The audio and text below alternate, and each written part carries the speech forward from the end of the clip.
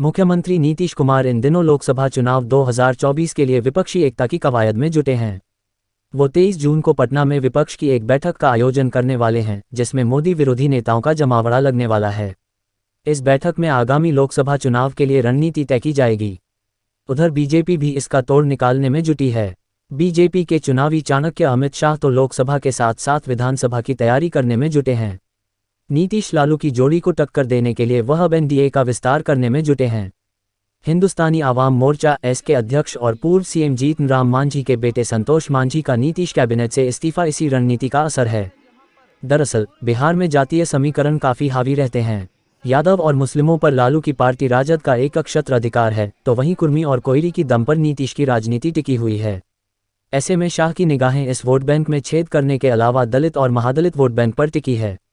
चिराग पासवान, जीतन राम मांझी और मुकेश सहनी इस समाज के बड़े नेताओं में गिने जाते हैं। शाह इन छोटे छोटे दलों को अपने साथ लाकर बड़ा करिश्मा करने की प्लानिंग कर रहे हैं। वो यूपी में ऐसा करके दिखा चुके हैं। यहां अपना दल एस और निषाद पार्टी के साथ गठबंधन करके पार्टी आज लगातार दूसरी बार सत्ता में है।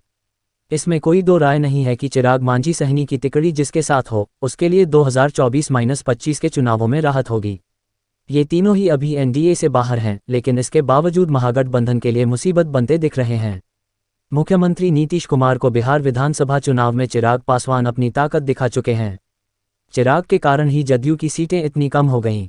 वहीं जीतन राम मांझी ने जब से नीतीश से अलग होकर अपनी अलग पार्टी बनाई, जेडीयू पहले के मुकाबले में कमजोर हुई है। विकासशील इंसान पार्टी वीआईपी के संस्थापक और सन ऑफ मल्लाह के रूप में प्रसिद्ध मुकेश सहनी का भी अपना प्रभाव है। बिहार में दलितों का वोट बैंक 16% के लगभग है। दलित राजनीति की करें तो प्रदेश में दलितों के बड़े नेताओं में जीतन राम मांझी, चिराग पासवान और पशुपति पारस का नाम लिया जाता है। पशुपति पहले से बीजेपी के साथ हैं। चिराग खुद को मोदी का हनुमान कहते हैं। जीतन राम मांझी भी एनडीए में आने को बेताब हैं। उन्होंने जब अमित शाह से मुलाकात की थी, तभी से कयास लगाए जा रहे थे कि वो महागठबंधन को छोड़ने वाले हैं। यदि मांझी भी बीजेपी के साथ आ जाते हैं तो बीजेपी की ताकत और बढ़ सकती है। वहीं मुकेश सहनी अभी तक तो बीजेपी से नाराज चल रहे हैं, लेकिन राजनीति में दोस्ती और दुश्मनी कभी स्थायी नहीं होती।